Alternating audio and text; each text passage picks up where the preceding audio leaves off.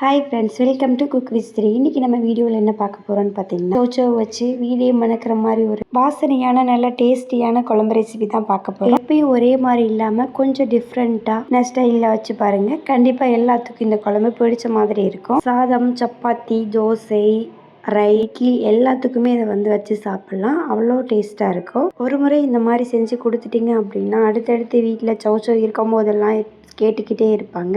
வாங்க எப்படி பண்ணுறதுன்னு பார்க்கலாம்.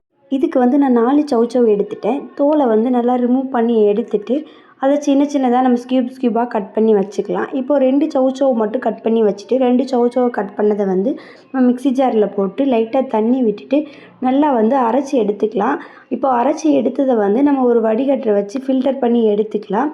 கொஞ்சம் இதாக இருக்கும். ஸ்பூன் ஏதாவது வச்சு நீங்கள் லைட்டாக இது பண்ணிங்க அப்படின்னா அந்த தண்ணி எல்லாமே வடிஞ்சிரும். தண்ணியை மட்டும் இப்போ வச்சுக்கலாம். இப்போ அடுத்து பெரிய வெங்காயம் 2 எடுத்துகிட்டு அதை நீளமாக கட் பண்ணி எடுத்துக்கலாம். அடுத்தபடி தக்காளி ஒரு 4 தக்காளி எடுத்துக்கலாம். ரொம்ப சின்னதாக கட் பண்ணாமல் லைட்டாக கட் பண்ணிவிட்டு அதையும் மிக்ஸி ஜாரில் போட்டு நல்லா அரைச்சி ஃபைன் பேஸ்ட்டுக்கு அரைச்சி எடுத்து வச்சுக்கலாம். இப்போ இன்னொரு மிக்ஸி ஜாரில் ஒரு பல் இஞ்சி, 4 பல் பூண்டு, கொஞ்சம் பட்டை, கசகசா, லவங்கம் இதெல்லாமே போட்டுட்டு பச்சை மிளகா 1 ஆட் பண்ணிவிட்டு சோம்பு கொஞ்சம் ஆட் பண்ணிக்கலாம். 1 டேபிள் ஸ்பூன் சோம்பு ஆட் பண்ணிவிட்டு இப்போ நம்ம இது கூட என்னென்னா மிளகு ஆட் பண்ணிவிட்டு அடுத்து தண்ணி விடாமல் நல்லா அரைச்சி எடுத்து வச்சுக்கலாம். இப்போ இது ஒரு பக்கம் இருக்கட்டும். இப்போ ஸ்டவ் ஆன் பண்ணிக்கலாம். ஸ்டவ் ஆன் பண்ணதுக்கப்புறமா கடாய் வச்சுட்டு கடாய் நல்லா சூடேறட்டும். இப்போது எண்ணெய் ஆட் பண்ணிக்கலாம். எண்ணெய் நல்லா காஞ்சதுக்கப்புறமா கடுகு ஆட் பண்ணிவிட்டு கடுகு நல்லா பொரியட்டும். அதுக்கப்புறம் நம்ம கட் பண்ணி வச்சுருக்க வெங்காயத்தை ஆட் பண்ணிவிட்டு நல்லா வதக்கிக்கலாம். இப்போ கண்ணாடி பதம் வரும் பொழுது நம்ம கட் பண்ணி வச்சுருக்கோம் பார்த்தீங்களா சௌச்சௌ, அதையும் இது கூட நல்லா ஆட் பண்ணிக்கலாம். அடுத்தபடியாக நம்ம சோம்பு, பட்டை, லவங்கம் இதெல்லாம் அரைச்சி எடுத்து வச்சுருக்கோம் பார்த்தீங்களா, அதையும் இது கூட ஆட் பண்ணிவிட்டு தேவைக்கேற்ப உப்பு ஆட் பண்ணிவிட்டு லைட்டாக வதங்கினதுக்கப்புறம் நம்ம ஆல்ரெடி அரைச்சி வச்சுருக்க தக்காளியை இது கூட ஆட் பண்ணிக்கிட்டு நல்லா மிக்ஸ் பண்ணிக்கலாம். மிக்ஸ் ஆனதுக்கப்புறமா கொஞ்சம் தக்காளி லைட்டாக தக்காளி வாசனை போகட்டும்.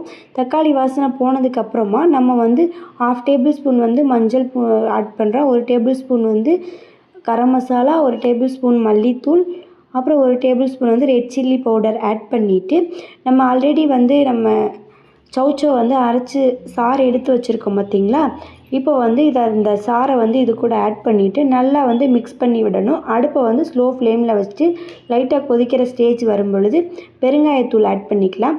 இப்போ இதில் ஒரு கைப்பிடி அளவு முந்திரி எடுத்துகிட்டு அதை லைட்டாக தண்ணி ஊற்றி நல்லா அரைச்சி எடுத்துக்கலாம். சப்போஸ் உங்களுக்கு முந்திரி தேனா அப்படின்னா நீங்கள் தேங்காய் ஆட் பண்ணி தேங்காய் பால் சேர்த்துக்கலாம். இப்போது நான் முந்திரி பால் தான் அதில் ஆட் பண்ணுறேன். குழம்பு திக்னஸ்க்காக வர்றதுக்காக. நல்லா கொதிக்கிற ஸ்டேஜ் வரும் பொழுது 1 ஸ்பூன் வெல்லம் ஆட் பண்ணிக்கலாம். வெல்லம் ஆட் பண்ணிவிட்டு கொஞ்சம் லைட்டாக கொதி வந்ததுக்கப்புறம் நம்ம இறக்கணும் அப்படின்னா நமக்கு அருமையான சௌச்சௌ குழம்பு ரெடிங்க. இந்த ஸ்டைலில் செஞ்சு கொடுத்து பாருங்கள். யாரும் வேணான்னு கண்டிப்பாக சொல்லவே மாட்டாங்க. கண்டிப்பாக அந்த வீடியோ உங்களுக்கு பிடிக்கும்னு நினைக்கிறேன். பிடிச்சிருந்தால் லைக் பண்ணுங்கள், கமெண்ட் பண்ணுங்கள். இது மாதிரி உங்களுக்கு ஈஸியான ரெசிபி வேணும் அப்படின்னா மறக்காமல் நம்ம சேனலை சப்ஸ்கிரைப் பண்ணிடுங்க. கூடவே பெல் பட்டனை கிளிக் பண்ணிடுங்க.